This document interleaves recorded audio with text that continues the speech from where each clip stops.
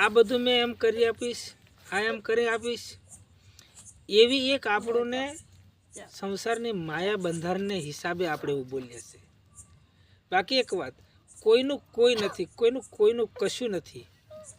હે, જેના જીવનની અંદર માવતર કદાચ બચપનમાં જ મરી જાય છે તો એનું શું થાય? હે, એટલે દરેક મનુષ્ય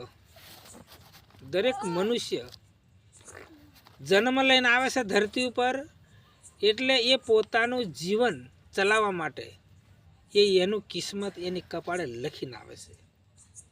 આપણને તો શું છે, એક એવો પ્રેમ બંધાઈ જાય છે, એટલે આપણને વાલે છે, એટલે પ્રેમના હિસાબે આપણને માયાના હિસાબે આપણે મેં આલું કરી આલીશ, મેં આલું કરી આલીશ એમ. પણ આપણે તો એવું વિચારતા, એને હવે એવું વિચારવું જ પડશે ને. હે, એવો પાછળવાળાનો વિચાર એમ કે પછી મતલબ એવો થાય ને એમ. પણ એવું કશું છે નથી. આજે આ પશુઓ છે, પશુઓ એ જન્મ આપી તરત જ બાળકને મૂકી જ દઈએ, છોડી જ દઈએ. પછી એની રીતે એવું એનું જીવન, એની રીતે એ મોટું થાય, એની રીતે એનું જીવન ચાલાવે છે. હે, તો એ ચાલે છે ને જીવન, તો એ ચાલે છે. પણ મનુષ્યની અંદર વાત એટલી છે કે એક માણસની અંદર એક ચીજ એવી વધારે મૂકી છે ભગવાને, એટલે માણસને ચિંતા વધારે થાય. માણસને એક ચિંતા વધારે થાય. તો માણસની અંદર કઈ એવી વસ્તુ વધારાને મૂકી દીધી કે એવું એ વધારે ચિંતા કરે? એ ખરેખર સમજવાની જરૂર છે. પણ જો કદાચ માણસ આવું વિચારે ના, આવી એને બુદ્ધિ જ ના હોય, આવું એને મગજ જ ના હોય, તો એવું કશું નહીં થાત. પણ મનુષ્યની અંદર ભગવાને આ મનને વધારે મૂકી દીધું છે.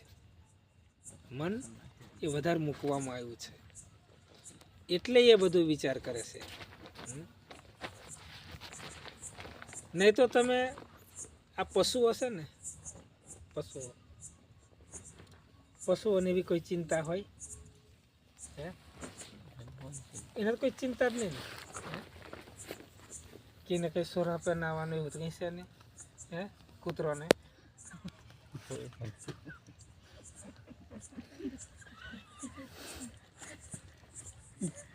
એનું કારણ છે કે એમને એવું કંઈ બનાવવાનું આવતું, એને કંઈ પરિવારની ચિંતા નથી, માણસની ચિંતા છે. તો એનું કારણ એક છે કે મનુષ્યની અંદર મન વધારનું છે, અને મન વધારનું છે ને એટલે આ બધું આ ચલાવે છે મન. અને મન વધારે છે ને, મન મોટામાં મોટું છે. મન છે ને એટલે તો આ જીવની મુક્તિ મળે છે. અને ગુરુ આ મનનો કરવાનો છે, દેહનો નથી. ગુરુ મનનો કરવાનો છે, દેહનો કરવાનો નથી.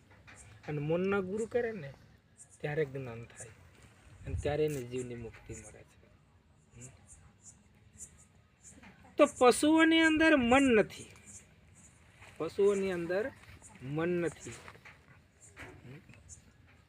રસ્તામાં જતા હોય આપણે, બાઇક ગમે તે લઈને જઈએ, હે, પાસે હોની રહેતા હોય, એનું કારણ તો એનું મન હોય તો એ પાસે જતું રહેશે. તો એમ એકદમ જીવ ખરું, જીવતું વાત સાચી,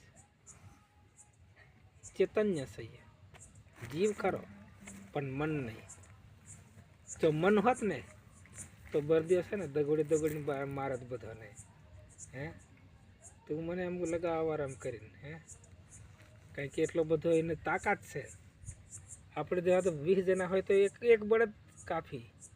હે, પણ માણસ એને વશ કરી નાખ્યો.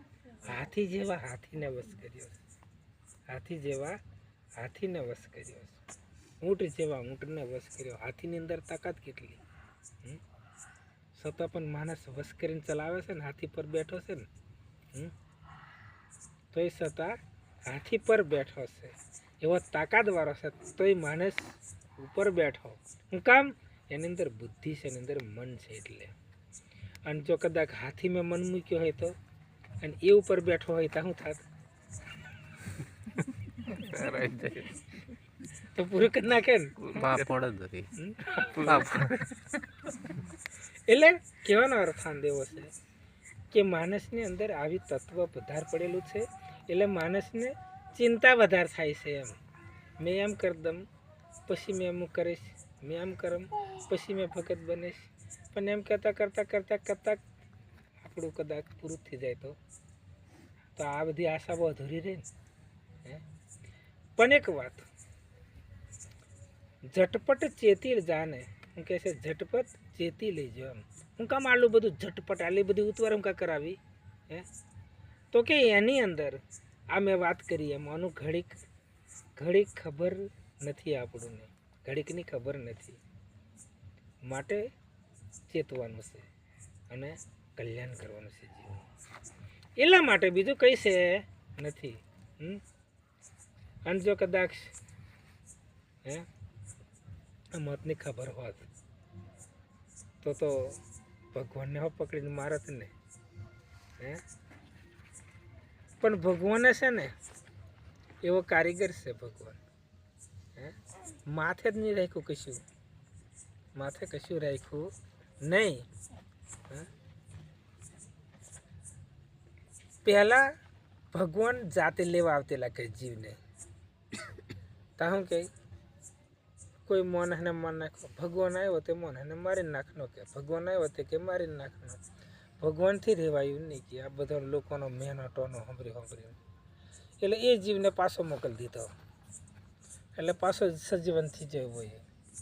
પછી એને 15 દાડા મહિનો જીવા દીધો. ફરીનો પાડો બનીને જો કહેવાય, પાડો બનીને જો કે એટલે ધક્કો માર્યો કે પડી ગયો અને મરી ગયો. પછી કે હે પાડો આવ્યો ને માર્યો તે કે મરી ગયો, કે મને એમ પાડો આવ્યો ને કે માર્યો ને મરી ગયો. એમ ભગવાન આ બધું બહાનો મૂકેલા છે બધા પરમાત્માના ખેલ છે, બધા પરમાત્માના ખેલ. એટલે એવું નથી આપણે સમજવાનું કે અમારું શું થશે, પણ જે કંઈક થાય છે તે સારું થાય છે. પણ પહેલાં આ કાર્ય સિદ્ધ કરો. અને હું તેમ કહું છું, તમે ગુરુ વચનમાં આવ્યા પછી ગમે કાર્ય કરો તમારું નિષ્ફળ નહીં જાય. કોઈ પણ કરો, ઘર કરો, દીકરીનું લગ્ન કરો, દીકરાનું લગ્ન કરો, કોઈ પણ વસ્તુ છેવટે તમે બાઇકની ભલે લો, ગમે એ શુભ કાર્ય તમે કરો, ગુરુ વચનમાં આવી જાઓ, તમારું એમાં કોઈ નિષ્ફળ નહીં જાય, બધું સારું રહેશે. મેં પહેલી વાત કરી શરૂઆતમાં કે કોઈ પણ કાર્ય કરતાં પહેલાં ધર્મમાં અંદર જોડાવો.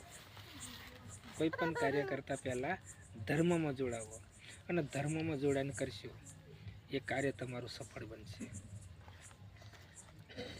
વર્ષાબેન ને અજયભાઈને શું એમને શું પૈસા વધારે છે, ગમે તે વધારે છે કે આવું ખર્ચો કરીને આ બધાને ભેગા કરીને જમાડવાનું, ના કરવાનું, તે કરવાનું, એવું નહીં. એ એમની આ જે કંઈક છે એ આ બધી કંઈક ઓર અલગ કમાણી છે. એમની આ બધી કમાણી જુદી છે. અહીંયા જે કામ કરશે એ તો આ બધું પરિવાર, છોકરાઓને બધોને સંસાર ચલાવવા માટે આ ધન મળશે એમ. અને અહીંયા જે આ બધું કરે છે એ ધન મળ્યું છે ને એ એમના આત્માના કલ્યાણ કરવા માટેનું ધન મળ્યું છે, એ મેળવ્યું છે. એટલે આવી સમજણ, આવી મનુષ્યની અંદર જરૂર છે. વાંધો નહીં, તમે એવું નહીં કહેતા તમે ભગત બની જજો. તમારું મન મોને ને તે ધન બનવા. તમારું મન એમ કે મારે બનવું છે તો ભગત બનવાનું, તો હદે બનવાનું પણ નહીં. અને હું કહું ને કરો એમાં પણ કંઈ વરે નહીં. હું કહું કે તમે ભગત બનજો લા, એમ આ કેસા તો ચાલોલા બની જાય એમ નહીં. તમારું મને એમ કે પછી બનવાનું એમ, તા આપણે કંઈક ફેર પડે નહીં. તા પેલું બધું તેવું જ રહી. કયું એમ તાક બધું બોલવા ચાલવાનું, પેલી અગર વાતો કરી એવી. પછી જેમ તેમ બોલવાનું હોય, બધું ગારો બોલવાનું એ નિભગત હોય એટલે બધું તો હોય જ પછી જ હે જઈને તે ગારો બોલવાનું આ બધું આવી જાય પછી પણ આમાં આવ્યા પછી આપણે નિર્મળ બની જવાનું વિચારીને જ ડગલું ભરવાનું. પેલા બાપજી એક સત્સંગમાં કહેતેલા જે પકડો એ વિચારીને જ પકડવાનું એમ જે પકડો એ વિચારીને જ પકડવાનું એમ તો પેલો તો ગધેડાનું પૂછડું પકડનો કે આ ભાઈ અલાને તો એવો પાટો ધમકાવે પણ પેલું એમ કે વિચારીને કે બાપજી કે ને કે જે પકડે તે વિચારીને પકડવાનું એમ મને મેં છોડું તો નહીં દે એમ એલું પટવાટા તો એ અલ્લા તોય નહીં છોડે છેવટે ઘીલીને ગમેલીને જે કહી તોય તો અલગ છોડીને નહીં કહેવાય બાપજી કે એટલે વિચારીને પકડવાનું એટલે મેં છોડતા પણ એ ગધેડાનું પૂછડું નહોતું પકડવાનું એમ પકડવાને ભક્તિને પકડવાની હતી પણ અલગ પકડનો હતા ગધેડાનું પૂછડું પકડના હોય પછી લાતો જ ખાવું પડે ને એટલે આ વિશે વાતો બરાબર. હવે વિશેષ બહુ આગળ નહીં વધતા બરાબર અને આપણે આટલું કહી અને આપણે આટલી વાનને વિરામ આપશે. બોલો સદગુરુ મહારાજનો જય, કૃષ્ણ કનૈયા લાલનો જય, નિરાત મહારાજનો જય. જય જય જય. ચાલો બંદગી કરી નાખો.